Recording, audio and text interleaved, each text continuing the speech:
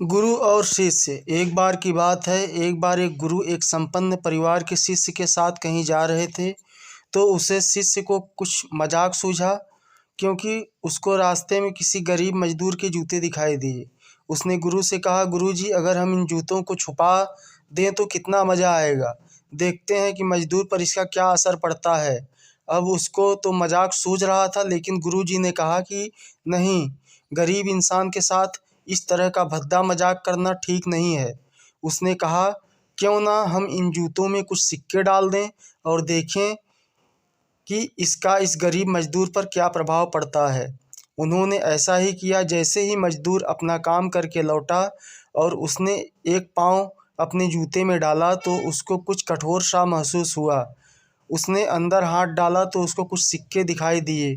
वह थोड़ा आश्चर्य में पड़ गया। आसपास किसी को देखा तो कोई भी दिखाई नहीं दिया। वापस उसने दूसरा पैर अपने जूते में डाला और वापस उसको उसमें कुछ सिक्के दिखाई दिए। अब दोनों जूतों के सिक्कों को उसने अपने हाथों में रखा और प्रभु की तरफ इशारा किया, हे प्रभु, पता नहीं किस भले मानुस ने यह सिक्के मेरे जूते में छुपाए हैं, लेकिन जिसने भी छुपाए हों उसको मेरी दुआ है, ताकि इन पैसों से मैं अपने बच्चों और पत्नी के लिए कुछ खाना और दवाइयाँ ला सकूं। और इतना बोलकर वह चला गया। इस बात को गुरु और शिष्य दोनों सुन रहे थे। अब गुरु ने शिष्य से पूछा कि अब तुम मुझे बताओ कि तुम्हें कैसा महसूस हुआ, तुम्हारे पहली वाली मजाक या मेरा यह तरीका। उसने कहा, गुरुजी, मैं आपसे क्षमा चाहता हूँ। अब मुझे समझ आ गया है कि सच्ची खुशी किस चीज़ में है। जब हम किसी का मजाक उड़ाते हैं तो हमें कुछ पल का आनंद मिलता है, लेकिन इससे हमें बद्दुआ मिलती है। लेकिन अगर हम किसी की मुश्किल परिस्थिति में मदद करते हैं और जिसकी भी हम मदद करते हैं उसको भी नहीं पता चलता हमने उसकी मदद की, लेकिन अंदर ही अंदर हमें पता है कि हमने उस इंसान की मदद की है, यही सच्ची खुशी है।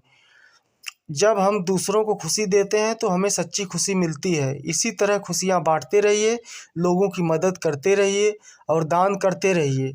जिसके भी आप काबिल हो, जितना भी आपसे बन पड़े, दान करें, लेकिन दान ज़रूर करें। इसका मतलब यह नहीं है कि आपको निश्चित या अनिवार्य रूप से इतने रुपए दान करने ही चाहिए, क्योंकि हर किसी की ज़रूरत अलग अलग हो सकती है। अगर आप किसी को पैसों का दान नहीं कर सकते तो कम से कम चीज़ों का दान तो कर ही सकते हैं। मुझे पूरी उम्मीद है कि यह दिल को छू लेने वाली कहानी आपको ज़रूर अच्छी लगी। अगर आपको अच्छी लगी तो आप चैनल को सब्सक्राइब करें और लाइक करें। धन्यवाद।